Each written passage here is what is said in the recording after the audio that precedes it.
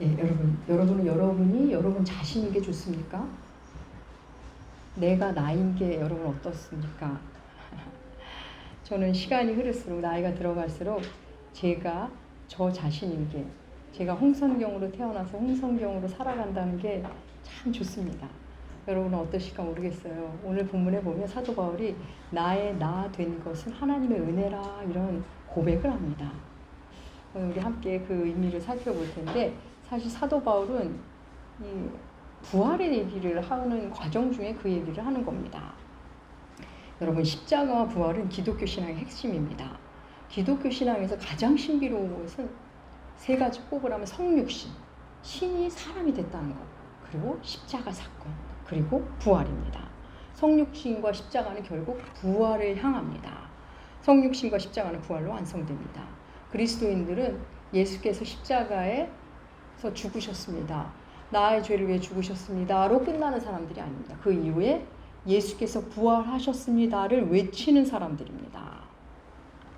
여러분, 십자가의 예수를 만나는 거 너무나 귀한 일인데 우리의 신앙은 거기서 끝나지 않습니다. 그걸로는 불충분합니다. 부활의 예수를 만나야 합니다. 그렇습니다. 복음의 핵심은 십자가와 부활입니다. 우리는 계속 고린도전서 함께 하고 있죠. 사도 바울은 고린도전서 내 여러 문제들, 분쟁의 문제를 시작해서 재판받는 문제, 머리에 여성이 수건 쓰는 문제, 은사의 문제 등 이런저런 문제에 대한 답변을 줬습니다.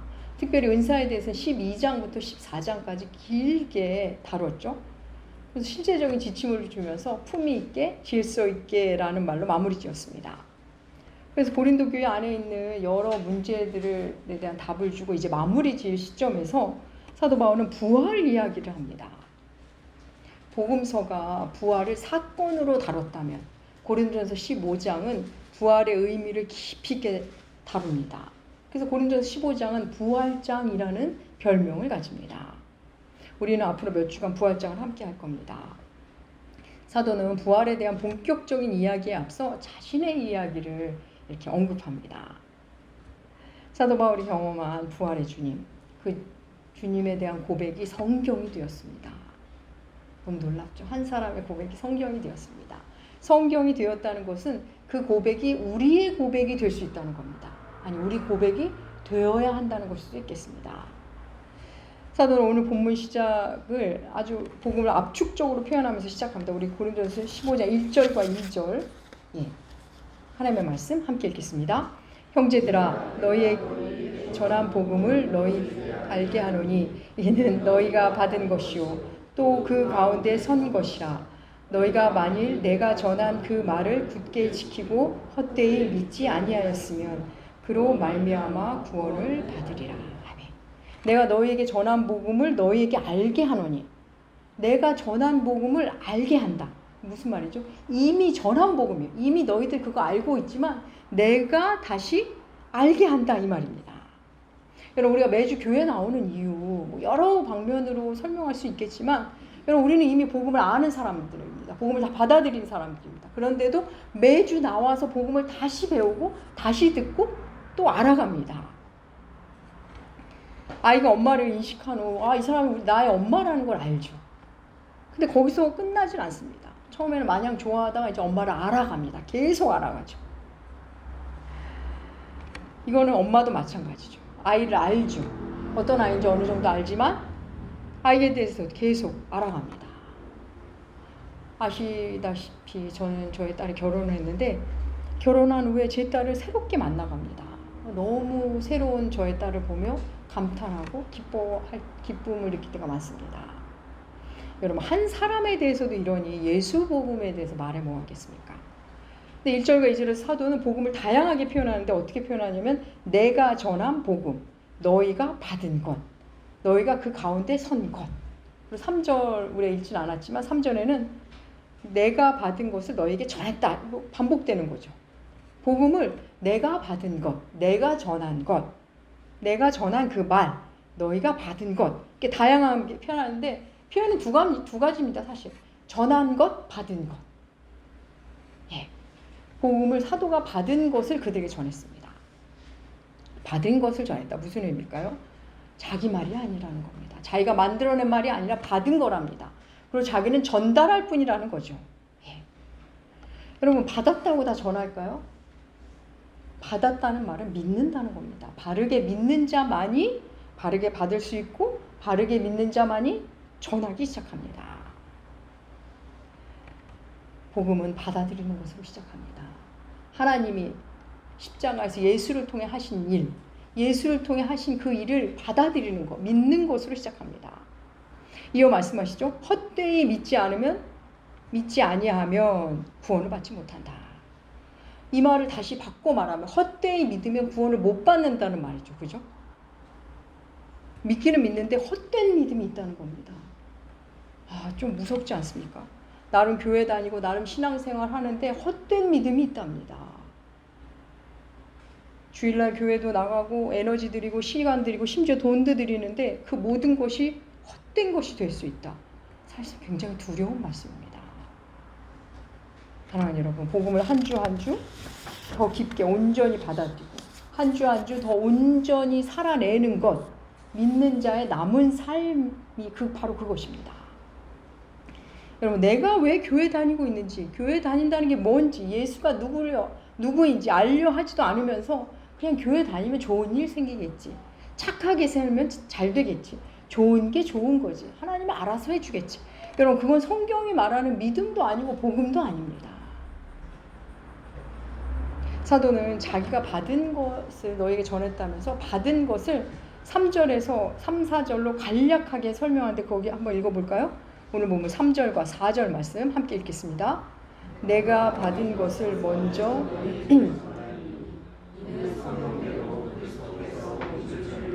죽으시고 장사 지낸 바 되었다가 사흘 만에 다시 살아나사.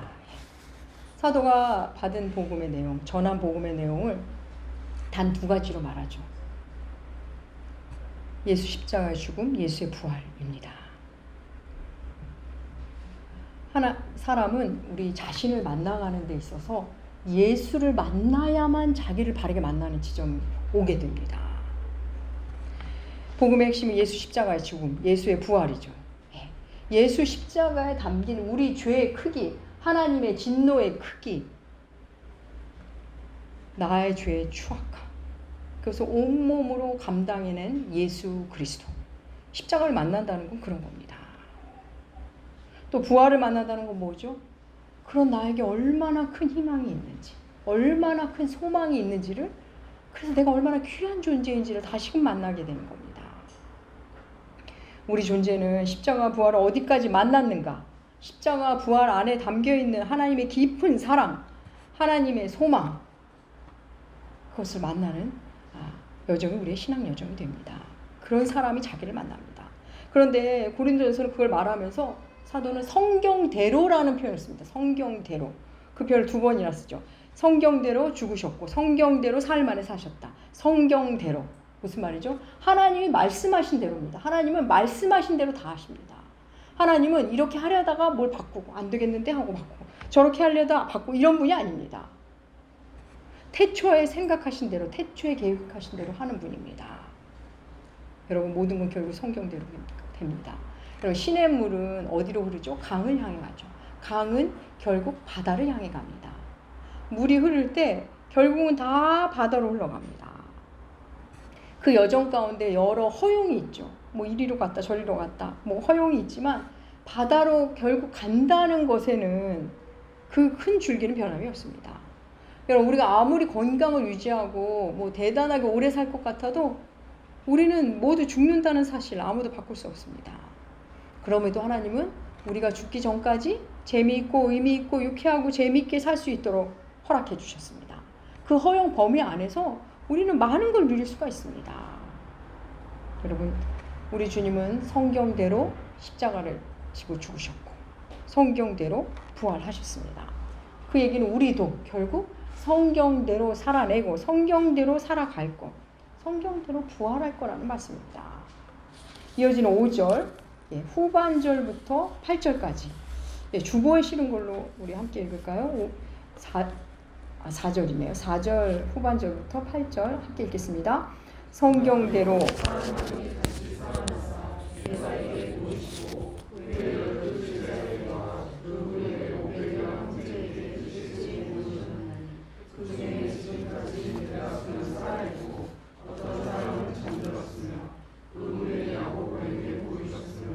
그 후에 모든 사도에게와 맨 나중에 만삭되지 못할 자 같은 내게도 보이셨느라. 예. 사도 바울이 복음을 간략하게 십자가와 부활을 설명하고는 말하죠. 사흘 만에 주께서 성경대로 살아나셔서 게바에게, 이제 베드로였죠. 베드로에게 보이시고 또 12제자에게 그리고 500여 형제에게 동시에 보이시고 또 야고보에게. 여기서 야고보는 사도 야고보가 아니라 주님의 동생 야고보입니다. 야고보서를 쓴 그 야고보를 말하죠. 그리고 모든 사도와 자기에게도 보이셨다 이런 말을 합니다. 사도가 지금 이 얘기를 하는 이유는 부활이 사실이라는 겁니다. 주의 부활의 사건은 사실이란 말이 이렇게 말하는 거죠. 그러면서 자기에게도 보이셨다 이 말을 하는데 그러면서 자기 얘기를 조금 합니다. 우리도 그럴 때 있지 않습니까? 내가 할 본론은 따로 있어요. 근데 그 얘기를 하다가 자기 얘기를 곁들이면서 이 본론을 더 선명하게 할 때 있지 않습니까? 지금 사도도 그런 겁니다. 자기에게 나타나신 주님의 그 놀라운 사랑에 감복해서 자기 얘기를 잠깐 합니다. 그런데 사도는 지금 자기를 표현하는데 만삭되지 못한 자 같은 나 이런 표현을 쓰고 또 8절에서는 그리고 9절에서는 사도 중에 가장 작은 자 이렇게 자신을 소개합니다. 먼저 볼까요? 만삭되지 못하여 난 자 같은 나. 이거는 사도 바울이 진짜 10달을 다 못 채운 만삭되지 못해서 조기 출산됐다는 말이 아닙니다. 이거는 이제 관용 표현입니다. 무슨 표현이냐면 들떨어졌다. 좀 모자라는 애다. 이런 그 당시에 관용 표현입니다. 근데 그러면서 자기를 낮춘 겁니다. 근데 여러분 사도 바울 어떤 사람이죠? 배울 만큼 배운 사람입니다. 지성인 중에 지성인입니다. 그런 주를 만나는 자신이 얼마나 부족한지를 깨닫고 자신을 이렇게 낮춰 말하고 있습니다. 그리고 이어서 사도 중에 가장 작은 자. 그 이유를 뭐라고 밝히죠? 하나님의 교회를 핍박했기 때문에. 사도라 칭함받는 것이 사실 감당할 수 없는 거라고 말합니다. 여러분 사도 바울 주님을 믿기 전 사울이라는 이름이 있었죠. 사울은 그 청년 사울은 예수라는 히브리인에게 이게 분노했습니다. 히브리 청년에게 예수라는 히브리 청년이 분노했죠. 갈릴리 출신의 목수가 감히 하나님의 아들이라니. 유대교 배경에서 철두철미한 바리새인으로 살아온 이 사울이라는 청년에게는 이 말도 안 되는 미치광이로 보인 겁니다. 신성 모독죄를 범하는 시골뜨기로 보이는 겁니다. 그는 예수를 본 적은 없지만 이미 예수는 십자가형을 당했지만 그것만으로 성에 안 찬 겁니다. 이 말도 안 되는 미치광이의 말을 듣고 따르는 사람들이 많아지고 그게 퍼져나가니 이 사울 청년, 이 청년은 사명감을 갖고 예수 믿는 자를 모두 죽이려 했습니다. 스데반 집사가 죽을 때 그 현장에서 사울이 스데반 집사가 죽는 걸 당연하게 여겼었죠. 다메섹에서 주를 만나던 그날 사울이 다메섹에서 주님 만나지 않습니까? 그때도 그날도 예수 믿는 자를 죽여도 좋다는 이 공문을 갖고 말을 타고 다메섹을 지나는 중이었습니다. 녹이 충천한 그에게 부활의 주님이 나타나셨습니다. 청년 사울은 그날이 완전히 다른 사람이 되죠. 오늘 보면 10절 읽어볼까요? 고린도서 15장 10절 함께 읽겠습니다. 그러나 내가 나 된 것은 하나님의 은혜로 된 것이니 내게 주신 그의 은혜가 헛되지 아니하여 내가 모든 사도보다 더 많이 수고하였으나 내가 한 것이 아니요 오직 나와 함께 하신 하나님의 은혜로다. 나의 나 된 것. 나의 나 된 것, 하나님의 은혜. 나의 나 된 것. 5글자죠. 여러분 이 표현을 곰곰이 생각하며 들어보면 이 말 안에 현재 나가 들어있습니다. 그리고 현재 나를 바라볼 줄 아는 내가 들어있습니다. 그리고 이 말 안에는 과거의 삶이 응축된 내가 들어있습니다. 그래서 동의하시죠? 나의 나 된 것. 이 안에는 현재의 나, 그 나를 바라볼 수 있는 나, 그리고 과거가 세월이 만들어낸 나, 이 셋이 다 들어가 있습니다. 여러분 그리스도인은 언제나 현재를 살아가는 존재입니다. 그리스도인은 지금의 나를 예수 안에서 해석할 줄 아는 힘을 갖게 됩니다. 그래서 그리스도인은 예수 안에서 계속 자기를 발견하고 계속 자기를 탐구하고 그렇게 자신을 만나고 계속 만날 것을 기대하며 사는 사람입니다. 사도 바울의 나의 나 된 것은 하나님의 은혜다 이 말 안에는, 이 고백 안에는 여러분 깊은 감사가 들어있습니다. 지금 현재에 대한 감사 당연히 들어있죠. 그리고 지난 삶에 대한 감사가 동시에 들어있습니다. 예, 나라는 존재, 하나님의 은혜가 아니었다면 존재할 수 없다는 것. 나라는 존재, 아직 부족하지만 그래도 이나마 이 정도 인간이 된 것, 다 하나님의 은혜, 하나님이 만들어 가셨다는 것에 감사하는 태도입니다. 나의 나됨을 생각한다는 것 자체가 여러분 굉장히 성숙한 사유의 세계라는 거 아십니까? 지금의 나를 제3의 눈으로, 내 밖에 나와서 객관화해서 나를 볼 수 있는 힘을 가진 자만 이런 말을 할 수 있는 겁니다. 내가 앞으로 지금까지 너무 많이 변화했고 달라졌다는 것, 그것이 하나님의 은혜라는 것, 그리고 그래 왔듯이 앞으로도 하나님 나를 만들어 가실 거에 대한 기대가 있는 자가 이런 고백을 합니다. 이 고백은 하나님을 향한 찬양이기도 합니다.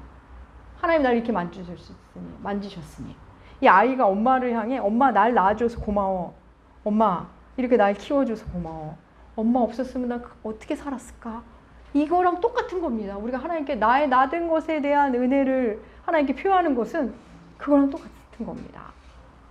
사랑하는 여러분, 우리 그리스도인 십자가 앞에 선다는 것, 십자가를 만난다는 것은 내가 얼마나 별로인 인간이지, 내가 얼마나 추악한지, 내가 얼마나 문제 많은 인간인지, 내가 얼마나 병든 인간인지, 내가 얼마나 교만한 인간인지를 보는 겁니다. 그리고 부활의 주를 만난다는 것은 이 형편없는 나를 깎고 다듬고 만져가시는 그 시간이 너무 아프고 힘들지만 새롭게 달라진 나, 그걸 보면서 하나님이 나를 얼마나 사랑하시는지, 계속 나를 재창조하시는 하나님을 만나는 겁니다.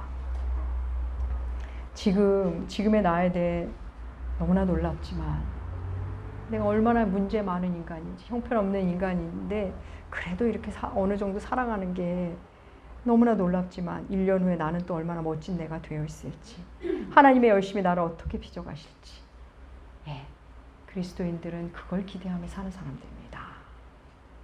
나의 나 된 것, 그것이 기쁜 사람, 내가 나여서 좋은 사람, 하나님이 다른 사람이 아닌 나를 나로 만든 것, 하나님이 나를 나답게 해주신 것에 감사하는 것, 여러분 그게 나를 만드신 하나님을 향한 최고의 찬양이 됩니다. 여러분, 나의 나됨에 감사한 사람은 그 하나님의 은혜를 헛되지 않는 삶을 살아갑니다. 은혜를 아는 사람, 은혜를 은혜로 안다. 여러분, 은혜를 은혜로 안다는 것은 내가 받을 자격이 없다는 것을 아는 자입니다. 내가 받을 자격이 없다는 걸 아는 자만이 은혜로 다가갑니다. 내가 받을 만하다고 생각하면 그냥 대가가 됩니다. 모든 게 대가이다 보니 당연한 것으로 오고 오히려 더 받지 못해서 불평불만이 생깁니다. 그러니 감사가 없습니다.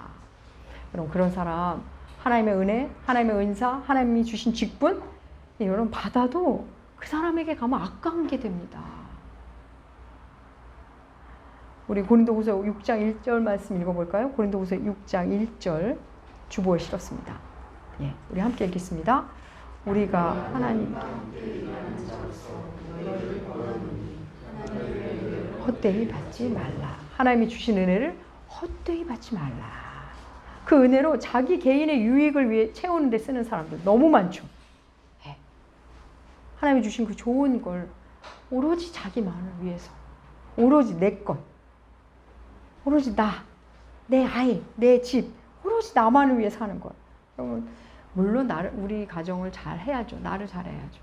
거기에 머물 수는 없습니다. 말씀드리죠, 자주. 나무가 쓰러지고 있는데 새가 그 위에 새둥지 아무리 아름답게 지어도 무슨 소용이 있겠습니까? 우리의 시선은 하나님 나라로 돌려야 합니다. 사도는 자기가 그 은혜를 헛되지 않기 위해서 뭘 했다고 하죠? 오늘 본문 10절에 보면 뭘 했다고 하죠? 다른 사도들보다 수고를 많이 했다. 10절에서 말하죠. 하지만 그것도 하나님이 함께 하셔서 가능했다. 이런 고백을 합니다. 여러분, 사도가 한 수고, 사도 바울이 한 수고 어떤 겁니까? 뭐 전도지 돌리고 교회 봉사하고, 그것과는 차원이 다릅니다. 그는 옥에 갇혔고 그는 매를 맞았고 죽음의 위협을 받았습니다. 바다에서 풍랑을 만나야 했고 동족인 유대인에게는 배반자라고 외면을 당했고 또 이방인에게는 저 사람은 위험인물이라고 또 경계의 대상이 되었습니다. 그런 와중에 복음을 그는 전하려고 애쓰고 수고했습니다. 사랑하는 여러분, 웬만한 수고, 소소한 수고는 그냥 내가 하면 됩니다. 내 성실함으로, 내 책임감으로 그냥 하면 됩니다. 근데 엄청난 수고 있죠. 너무 큰 수고를 이제 하고 나면 뒤돌아보면 내가 이걸 어떻게 했을까? 그런 수고들이 있습니다. 사도가 말하는 수고가 그런 거죠. 돌아보니 하나님이 함께 하셨기에 가능한 수고였습니다. 내가 일을 하긴 많이 했지만 내가 한 게 아니라 하나님이 계셨기에 가능했던 겁니다. 라고 하나님이 하셨다는 고백인 동시에 나는 하나님의 종, 하나님은 나의 주인이라는 아름다운 고백이 담겨 있습니다. 너무 멋진 인생 아닙니까? 헤르만 헤세의 데미안이라는 책에 보면 그런 문장이 나옵니다. 모든 사람은 모두 자기 자신 이상이다. 모든 사람은 자기 자신 이상이랍니다. 그러니까 모든 사람 자기가 아는 그 이상의 존재라는 말이죠. 나는 꼭 나만큼만 살 거야. 나만큼 살면 되지? 얼핏 들으면 참 멋지고 겸손하게 들릴 수 있는데 그 나만큼의 나가 누가 정해준 거죠? 나만큼의 나라는 게 누가 상정해 준 겁니까? 사랑하는 여러분, 우리는 내가 아는 나 그 이상이 나한테 있습니다. 우리가 아는 거 이상의 우리가 있습니다. 예수를 만나면 예수 안에서 그 나를 조금씩 만나면서 우리도 놀랍니다. 내 안에 이런 게 있었구나. 이걸 내가 할 줄 알았네. 와, 놀라운 나. 내가 앞으로 더 궁금한데 난 과연 어디까지 일을 할 수 있을까? 어디까지 변화될 수 있을까? 어디까지 사랑을 할 수 있을까? 어디까지 용서를 할 수 있을까?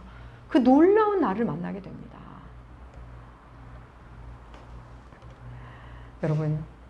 여러분은 여러분 자신이 생각하는 것 그 이상입니다. 지금 규정하는 나, 약간의 도움은 될 수 있겠지만 그 도움이라는 것, 나 이상의 나를 만나라고 하는 여정의 도움인 겁니다. 다시 말씀드립니다. 여러분은 여러분 이상의 여러분 안에 들어있습니다.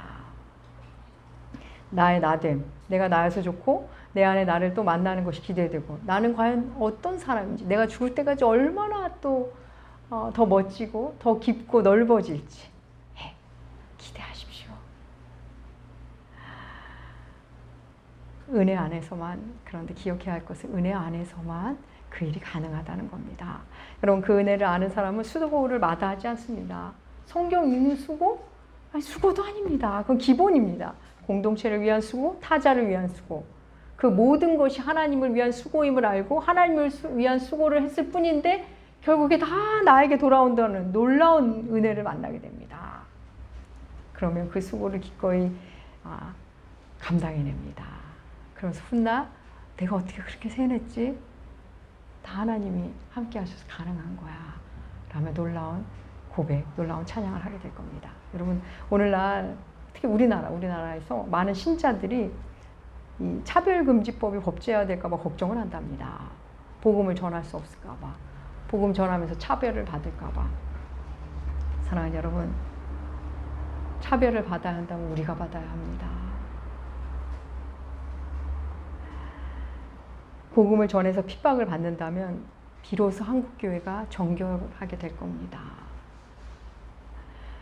법에 문제가 있다면 수정 보완하면 됩니다. 질에 공격적으로 나갈 일 전혀 없습니다. 차별하지 말자는데 반대하는 교회라니요. 복음을 위해 약간의 수고도 약간의 핍박도 못 견디는 교회라니요. 여러분, 교회일 수 없습니다. 여러분, 손해봐야 한다면 우리가 손해봐야 합니다. 죽어야 한다면 우리가 죽는 게 맞습니다. 사랑하는 여러분, 은혜 중에 있는 사람, 은혜를 은혜로 아는 사람은 더 수고합니다. 차별받을지언정 차별하는 자리에 가지 않습니다. 갈 수가 없습니다. 그랬다면 하나님이 나를 차별했다고 생각해 보세요.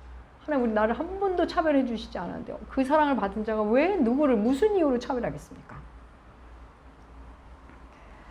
사랑하는 여러분, 은혜를 은혜로 하는 자 기쁘게 수고합니다. 그리고는 내가 한 것이 없다고 하나님의 은혜로 하나님 함께 하셨기에 가능했다고 말합니다. 즐거이 헌신하고 즐거이 주를 위해 일하고 바치고 드리고 그리고 기쁘게 사라질 줄 압니다. 사랑하는 여러분, 우리가 이 땅을 떠날 때 하나님이 이렇게 고백하면 얼마나 좋을까요?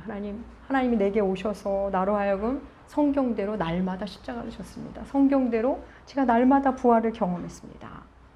성경대로 은혜를 은혜로 알아서 더 수고한 삶을 살았습니다. 그런데 그 모든 것 하나님의 은혜가 있었기에 하나님이 함께 하셨기에 가능했습니다. 이렇게 우리가 이 땅을 떠날 때 고백한다면 얼마나 아름다울까요? 사랑하는 여러분, 오늘은 성령 강림 주일로 지킵니다. 성령께서 우리 각자의 일상에 임하셔서 우리 존재 속에 임하셔서 계속 인도하실 겁니다. 그럼 우린 갈수록 나의 나됨이 기쁜 자가 될 겁니다. 나의 나됨이 얼마나 감사한지 주께 그렇게 찬양할 겁니다. 사랑하는 여러분, 우리가 이 땅의 삶을 마치는 날 나의 나된 것이 하나님의 은혜였음을 고백하며 내가 나여서 참 좋았다고 하나님 나로 살게 해주셔서 너무나 감사하다고 주의 은혜가 헛되지 않게 제가 수고 참 많이 했습니다. 하지만 그거 다 하나님의 함께 하셔서 한 수고입니다. 라고 고백하는 여러분들 되시기 축복합니다. 우리 모두 나의 나됨이 하나님의 은혜임을 고백하며 찬양하는 인생 되시기 주의 이름으로 축복합니다. 기도하겠습니다. 하나님 아버지, 나의 나된 것, 우리의 우리 된 것이 하나님의 은혜입니다. 우리가 나무교회인 것 모두 하나님의 은혜입니다. 우리 인생 가운데 오셔서 우리의 존재 가운데 오셔서 성경대로 사신 우리 주님처럼 성경대로 우리를 빚어 주시옵소서. 감사드리며 존귀하신 예수님의 이름으로 기도합니다. 아멘.